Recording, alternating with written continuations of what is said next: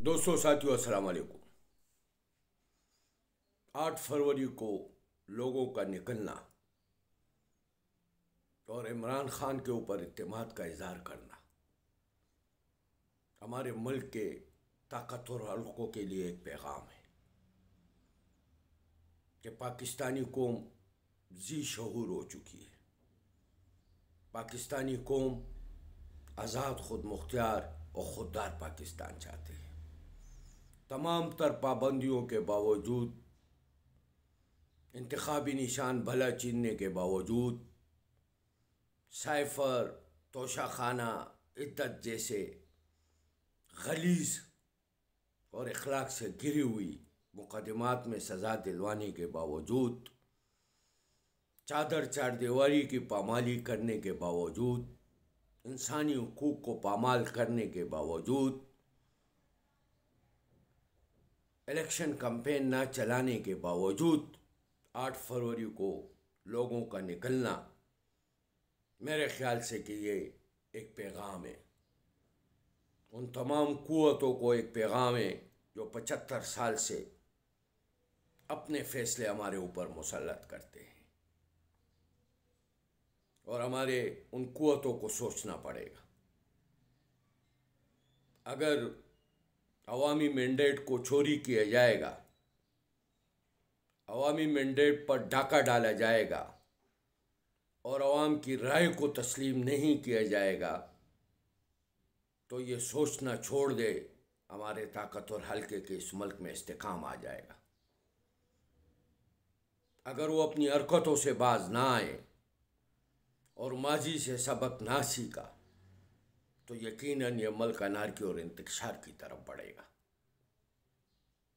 मैं अपील करूँगा पाकिस्तान की अदालतों से कि अब आपको गैर जानिबदार होना पड़ेगा, आपको अवाम के साथ खड़ा होना पड़ेगा और उन तमाम कुव्वतों को कानून के कठेरे में ला के खड़ा करना पड़ेगा जो अवाम की राय को तस्लीम करने को तैयार नहीं है, जो आरओ के ऑफिस में नताइज तब्दील कर रहे हैं, जो अवामी मैंडेट पे डाका डाल रहे, उनको कानून के कठेरे में आपको लाना पड़ेगा।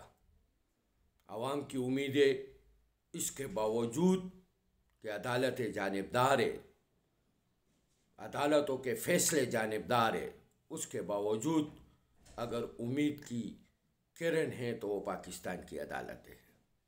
अगर अवाम की उम्मीदें आज भी वाबस्ता है तो पाकिस्तान की आला अदालतों से वाबस्ता है।